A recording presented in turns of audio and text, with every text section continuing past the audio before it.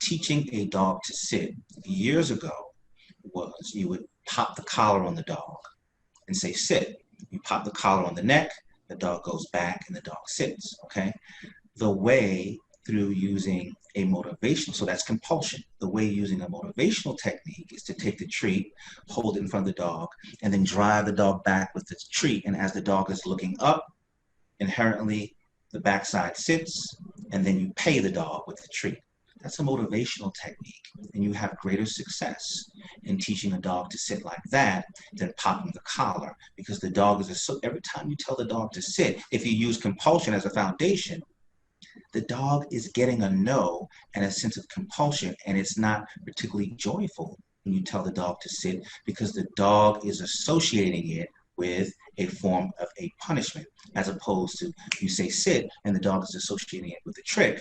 You will have greater success in the sit, in the down, in the stay, in the release a bite, and in everything that you want the dog to do by using motivational techniques. And I submit to you that worked on my son. Yes, yes, it's true for humans as well, right? What's the motivational technique? Where sometimes we push the wrong buttons in compliance, and as a result, we tend to have a relapse of issues. And one of the things that I proselytize as well is that when you're having these relapse of issues, you're having an issue in New York, and another issue in Florida, and one in Ohio, and one in Africa, and one somewhere in Brazil. People aren't conspiring to give you agita. They're not conspiring to give you a difficult time. It's that there's a lack of understanding and training that requires more than what you have given, other than saying that they weren't allowed to do the thing that they did that you find to be dispositive. Let me ask you this question, because I think that's a really interesting point.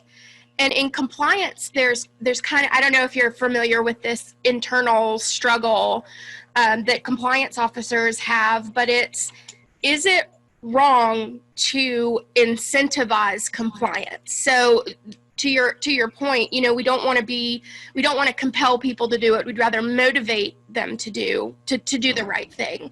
But are they doing the right thing because they're getting rewarded for it? And what doesn't that lead to? Is that an ethical dilemma that people are getting rewarded for compliance? Yeah, yeah.